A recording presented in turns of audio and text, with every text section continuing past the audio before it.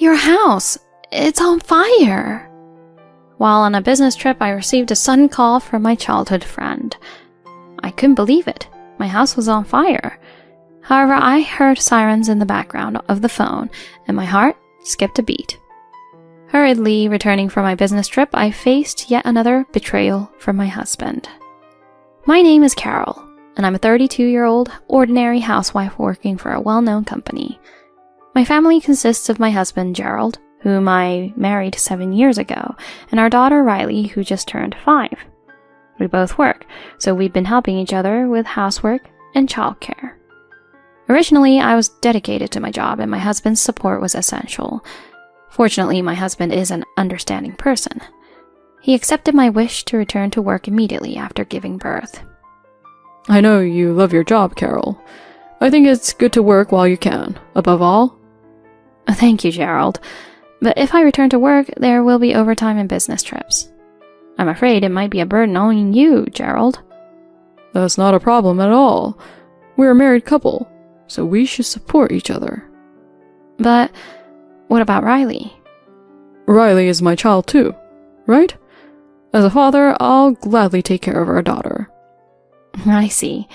Okay then, let's do that. Thank you, Gerald. So I gave birth to Riley and returned to work 6 months later. Now, our daughter is almost 5 years old. I can continue working actively, all thanks to my husband. Additionally, we have a goal to purchase our own home.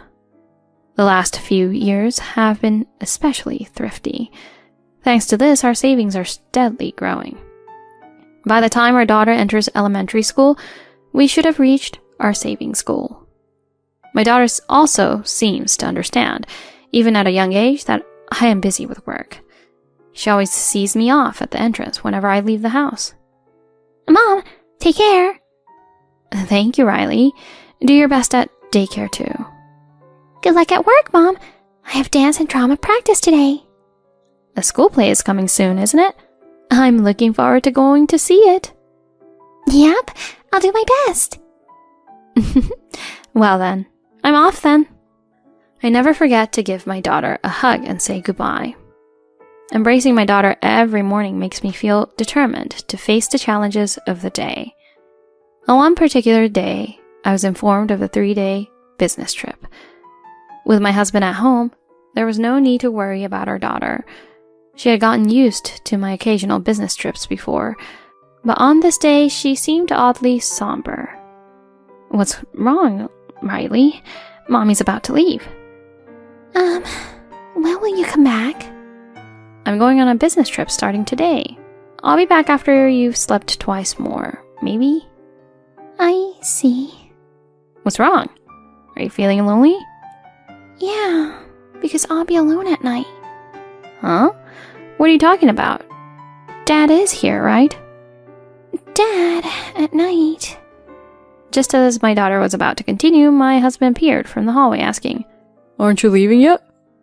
I couldn't help but inquire about what my daughter was about to say.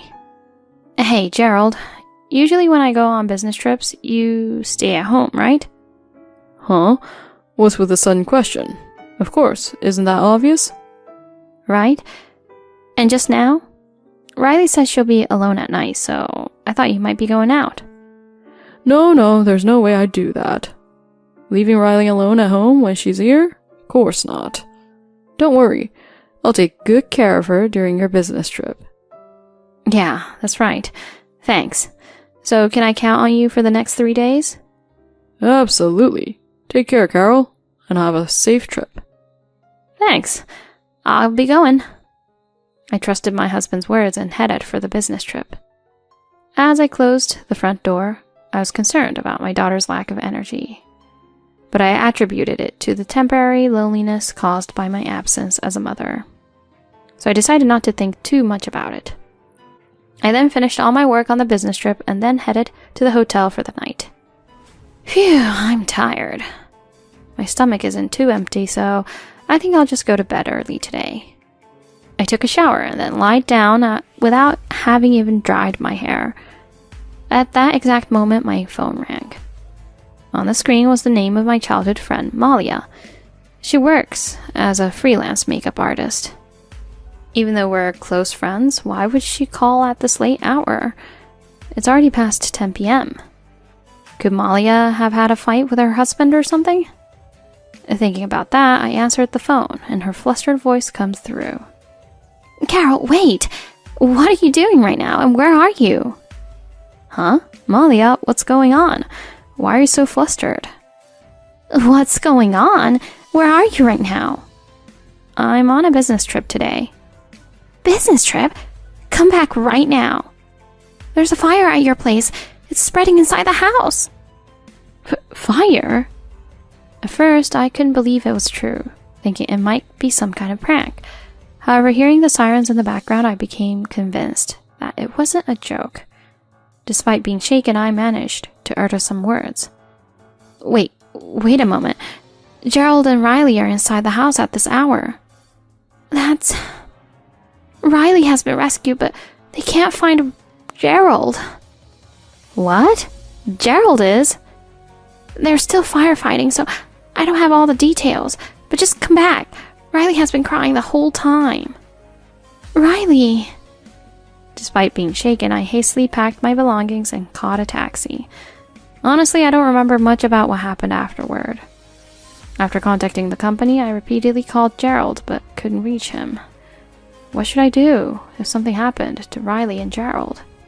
Please, everyone be safe. My sound of my heartbeat resonated loudly in my ears, and the time until I reached home felt incredibly long. Upon arrival, I frantically searched for my husband and daughter. Gerald! Riley! Where are you? Then with a shout of, Mom! My daughter jumped into my arms. Riley, I'm relieved you're safe. Mom, it was scary. I'm sorry. It must have been terrifying. Although covered in soot in places, my daughter seemed to have no major injuries. Holding her, I felt relieved, and tears welled up in my eyes. Malia, my childhood friend, brought over a firefighter and explained the details of the incident. It seemed the cause was an electrical leakage. Only a part of the house had burned, but the bedroom's window glass was shattered, and everything was charred black with soot. If they had been a bit late, my daughter's life might have been taken. Just imagining it sent shivers down my spine. Then I realized something important. I grabbed my daughter by the shoulders to locate my husband. Riley, where's Dad? He was in the room with you, right? Then my daughter murmured, quietly looking down. Dad's not here. What? What do you mean? He was in the house with you, right? Dad said he had to go because there's a baby. A baby? What's that? While I was having this conversation with Riley, Malia, who had been observing, spoke hesitantly. You see, Carol, I was talking to Riley earlier and I noticed something. Yeah? Gerald has been leaving Riley alone at home quite often lately. What? Why? I don't know, but if what Riley said is true... A baby? Could it be? Unpleasant thoughts came to my mind. Leaving Riley alone at this hour without telling me that my husband has an important baby and that I still can't get in touch with him? All of it seems strange. I'm not pregnant and a baby with another woman? Gerald of all people? Cheating? Palpitations and dizziness hit me all at once, with a reality I had never imagined. As I stood there stunned, my phone rang. On the screen was my husband's name. I rushed to the phone. Hello? Oh, Carol. Sorry, I couldn't answer the phone. I just found my smartphone stuck next to the bed. Hey, where are you right now? Where? I'm at home. What's up? I see. And Riley?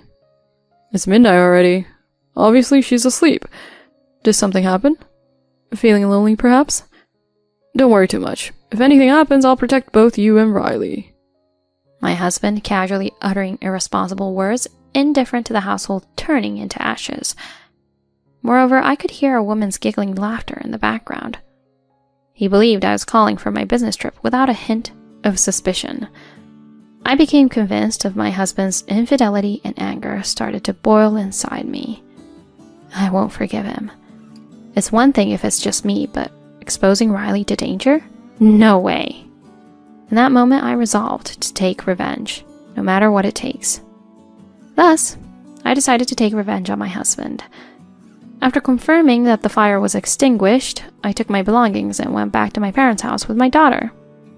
Although my unexpected visit surprised my father and mother, I had to convey even more shocking facts. I put my daughter to sleep and explained the whole series of events to my parents. So, Gerald's affair came to light because of the fire. That idiot doing such a thing. Unbelievable. Leaving behind little Riley to meet his mistress. Expressing their dismay, my parents continued to speak, and I interjected. And according to Riley, Gerald says something like, "I have to go because there's a baby." A baby? Could it be? Yeah, probably. I think his mistress is pregnant, and there's a child between them. Furious at my husband's despicable actions, my father's face turned red, and my mother was left speechless. I wanted to cry, but there was no time to waste on such things. I calmly explained my revenge plan against my husband. Both of them were surprised, but quickly accepted it. Watch this. I won't let him have it his way. I'll make him regret it, for sure. The next morning, we decided to carry out the plan by returning to the apartment I once lived in. My parents and I hid in the closet, and my daughter waited at the entrance, ready for action. At that moment, with a bewildered exclamation, my husband unlocked the door, returning from his mistress's place. "Welcome home, Dad." Upon hearing our daughter's voice, he rushed towards Riley. Oh, Riley, what happened to you? The whole house is black and you're soaking wet. Did something happen? Don't turn on the lights. Dad, it hurt and I was scared. Riley began to sob. Riley, what's going on? It hurt. It was scary. Hot. Help me, Dad. Hey, what happened? Well, first, let's turn on the lights. Gerald tried to turn on the lights, but due to the impact of the fire, they didn't work. He then attempted to illuminate the scene with his phone. Oh no, Riley, what happened to you? He backed away in shock. Yes, at this time, my daughter's face was covered with special makeup for burns. Malia, who works in the makeup industry, was consulted regarding revenge against my husband. She suggested this plan. My husband, unaware of the circumstances, was in a complete state of panic. My daughter slowly approached her father and delivered the lines as scripted. Dad, why did you leave me alone? The house got really hot and I was scared all by myself. The smell in the house. Could it be a fire? If you were here, Dad, I wouldn't be in this situation. It's all your fault, Dad. Wait, I get it. Just don't come near me. I'm not good with scary stuff. My husband has a strong aversion to things like ghosts and supernatural phenomena. Approaching him with a grotesque appearance, my daughter was nothing short of a horror movie scene. My husband fainted and even peed himself during my daughter's act. Once we emerged from our hiding spots, my parents and I found his phone beside him, thankfully unlocked. I extracted text messages and photos from his phone, successfully gathering substantial evidence of his infidelity. After a few hours, my husband woke up and was startled to see me and my parents. Carol, and your parents too? Finally awake, huh? I looked down at my surprised husband with his phone in my hand. I already know everything, so explain properly. Everything? What? That you're cheating and there's a child from your affair. I have all the evidence. What? Gerald, tell the truth. Yes, you have an obligation to do so. Convinced by my parents, he reluctantly began to reveal the details of his affair. Several months ago, he started an affair with another woman and had been meeting her every time I was on a business trip. It turns out the affair partner is 3 months pregnant, but even at this point, my husband shows no signs of remorse. He spoke of something unimaginable, considering our daughter was involved. Even though there was a fire in the end, we're all safe, so what's the big deal? It's exaggerated. What? Are you serious about that? Shut up. What's the big deal if I'm serious? Don't joke around. I gave my husband a slap on the cheek, fighting back tears and venting out all the resentment I've been holding in my heart. Do you realize how scared Riley was because of you? Because you prioritized your affair, this is what happened. I don't mind divorcing you and letting you be with your mistress, but at least reflect about having endangered our daughter. I never expected things to turn out like this. What? Shut up. Because you were fooling around with that mistress like an idiot. That's why this happened, right? If you understand, apologize to Riley. Bow your head and comprehend what you've done. You trash of a man. With the overwhelming intensity, my husband's face visibly paled. He bowed deeply to me, our daughter, and my parents. Oh, I'm sorry. I can't say anything anymore. I'll do as Carol says. After that, we divorced. For my ex-husband and his mistress, I demanded alimony. And separately, I sought child support from him. As a result, my ex-husband's savings were wiped out, and he was promptly dumped by his mistress. It seems the mistress wanted to claim the home funds my ex-husband and I had saved together. Once the divorce was finalized, she believed that if she married him, the property would be hers. However, instead of receiving any shape of the assets, she ended up paying alimony and child support, leaving my ex-husband with nothing. On top of that, she found herself in the position of paying his alimony, with no reason to depend on him anymore. Moreover, it appears her pregnancy story was also a lie. It seems she planned to cover it up with a convenient lie after their marriage. Even now, I still receive desperate emails from my ex-husband, who lost everything. Well, I realized I was wrong. I finally understood that I love you, Carol and Riley. Please, I want to start over. The angels I should protect are only you two. I love you. I am not mistaken anymore. I will spend my whole life making you both happy. These creepy messages are met with silence on my part, and I am even considering blocking his calls. If that doesn't calm them down, I'm prepared to consult a lawyer. On my end, I decided to stay with my daughter at my parents' home. My parents are happy to have their grandchild living with them, so in a way, it has turned out to be a way of repaying their kindness. My daughter has fully recovered and happily attends daycare every day.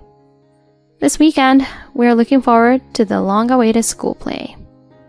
Mom, Grandpa, and Grandma, you must come to see it. It's a promise. My daughter smiles warmly at us. I will protect this child's smile for the rest of my life. Holding her close, I give her a tight hug.